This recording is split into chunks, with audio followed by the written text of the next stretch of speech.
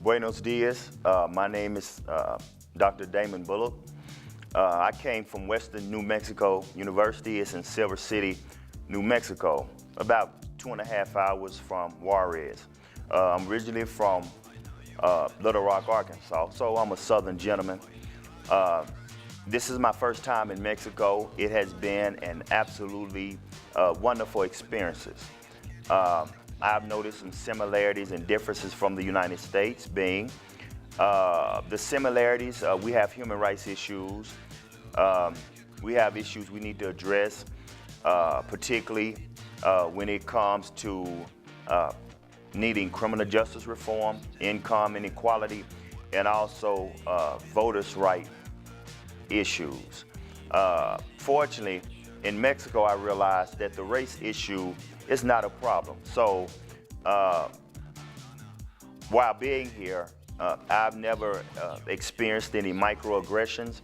I've never experienced any subtle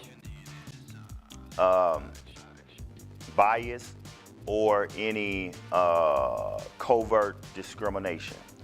I think as far as the difference, the Mexican culture is very inviting. The Mexican culture is very warm, is very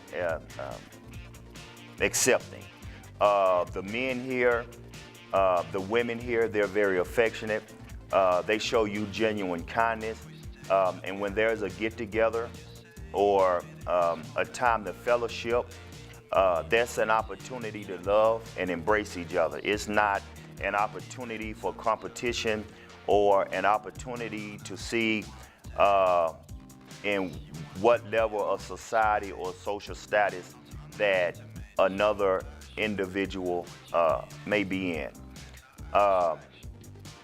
Not include the women here. The women are absolutely beautiful.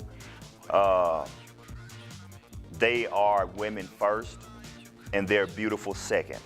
That is what has caught my attention, and that is what has captured my heart. In many places, women are beautiful first, and they're women second. That's one reason there's a lot of competition, and there's a lot of divisive behavior.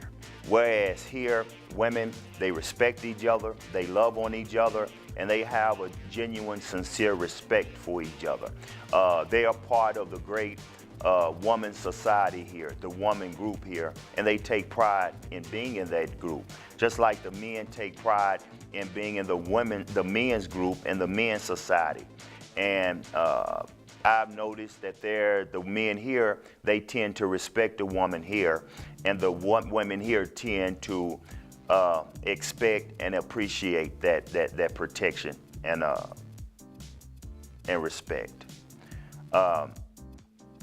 I just want to thank Director Bravo for inviting me to her campus, for making me feel warm and a genuine welcome. I want to thank Hector and Rolando and Paco for inviting me and for accepting me as brothers. I would like to thank Claudia and Hector's family for showing me a warm welcome and a sincere hospitality.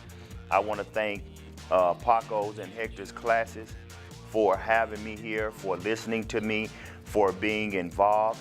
And also, speaking of the students here, the students are absolutely wonderful. Like I told them, I wish I could take them home with me, but then again, Geneva probably would be upset. So they are absolutely wonderful. They're passionate. They have a great understanding of the world. They know how to analyze and integrate different ideas into a practical solution and a practical answer. So I really love it here, and I'm looking forward to come back next year. I think the main issue is correction. I think the main issue relates to the sentiment that individuals may feel. about their or another country. And also, I think the issue relates to cyber security, cyber terrorism. Now, let's begin with personal sentiment. There may be individuals that may feel a certain attraction or empathy for terrorist fighting forces. For example, in the United States, we have United States citizens that has declared homage and loyalty to jihadists around the world. So we have these American citizens born in America, may travel to Syria, may travel to Lebanon, to other places that may be a stronghold for terrorism, and take part in terrorist activity against the U.S. and other countries, because they may feel that invading Iraq or Afghanistan was unjust, or they may have other anti-American sentiment. Now, when we talk about cyber terrorism, that is a growing concern, because traditionally crime was committed by individuals, and it was a up close and personal activity. For example, when we look at human trafficking, when we look at financial fraud or white-collar crimes, it typically takes place with the individual and the victim having some sort of relationship where there's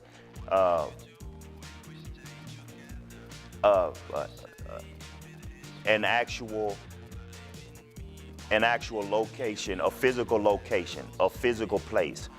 Now, with the cyber terrorism, I can commit the same kind of crimes. I can defraud the same kind of money, but guess what? I'm behind a TV screen.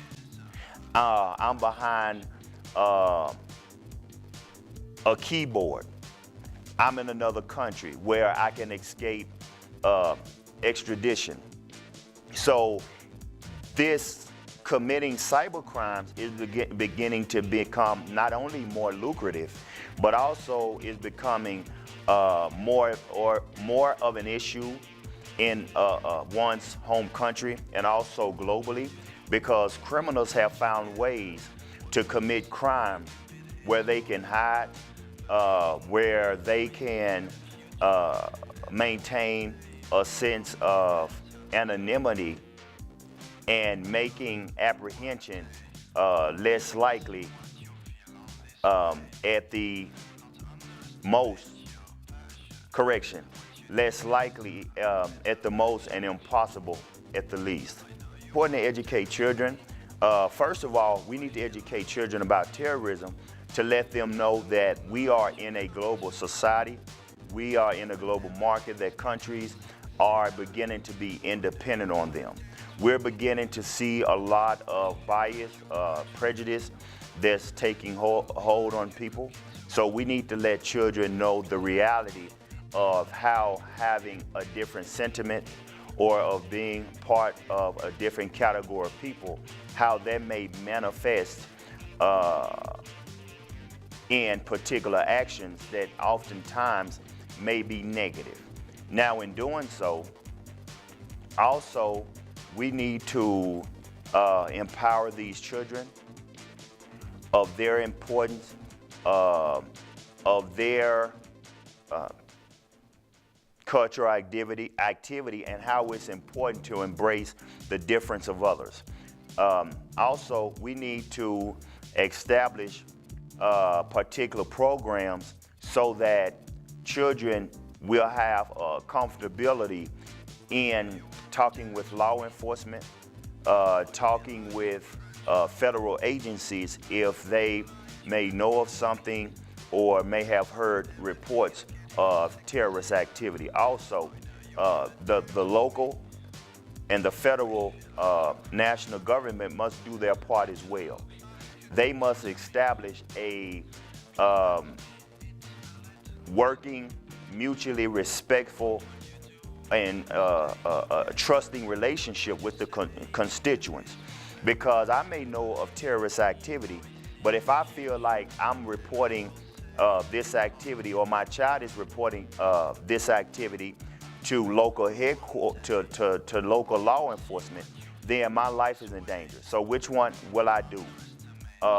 Let this activity take place, or watch out for my own life? Most likely, I'm going to choose the latter. So to sum up everything, I think it's important to establish particular programs to address these issues of terrorist activity. I think it's important to instill a sense of self-respect and pride in these children, so they won't have the need to find their identity in terrorist groups or in groups that's looking to cause harm in others. And also, what many people do not like to talk about is economy. There's an old saying that money makes the world go round. Oftentimes, people commit crimes, engage in terrorist activity, things of that sort, because it's a source of income. It's a source of revenue. So we need to establish an effective and successful economic foundation, so that going to school is rewarded, working hard is rewarded, that these children have opportunities besides joining terrorist group, when I can get paid $20,000 for planting a bomb, whereas in my home country, I'm lucky to get $20 a month. The steps must be taken. First, we need to address it on a federal issue. We need to address it on the federal level. Correction. We need to establish laws and guidelines. So that discrimination is not tolerated, and that if one feels that they are discriminated against, that they can have access to the avenues to address that issue. Second, as I've stated before, leadership comes from above, but the voice and the spirit, the inspiration and the sounding board comes from below. It's our job to let our higher government or authority figures know what's working and not working, and it's their responsibility to implement what's in best interest of the community. Now, people may ask, how can you do that if they're not listening? Good question. If you live in a democratic society where you can vote, you are in the best possible position. Because guess what? These individuals are instilled. If you don't like the direction of the country or your community, you vote these individuals out of office. Now, in doing so, we as a community have to realize that we are not each other's problem. We are not each other's issue. You know, often in my class, I teach at a university where it's predominantly minority. And I often tell my students, we are not each other's problem or issues. Our issues may not be the same. So for example, in the United States, Hispanics have to deal with the immigration issue. Blacks or African Americans in particular had to deal with the slavery issue, then the history transitioning to the Jim Crow laws and things of that sort. But what we do have in common is that Black and Hispanic men are overrepresented in the prisons and in the jails. So the minority community really need to get together and address these issues, and not allow the media to pick that one race or ethnicity is better than another, because we all have the proverbial dog in the fight. We all have an issue that we are trying to overcome, and that is called supremacy. First, I think his position is to establish a state of calm a state of peace and a state of confidence in not only his abilities, but also a state of confidence in building individuals together. Because in not doing so, as you probably may know, bad news sells, good news don't.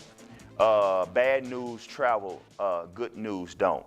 So if you don't establish a sense of solidarity, a sense of calm in the country, there will be, in my opinion, a possibility for security issues.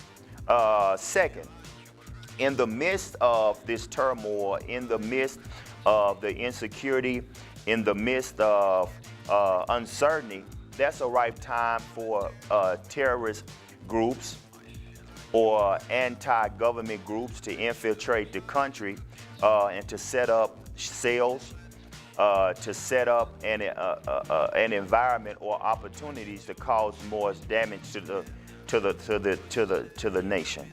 So we really need to address the stability of the government, and we really need to look at the issue of maintaining a sense of security and calm to ensure that individuals are not entering the country to pose any harm.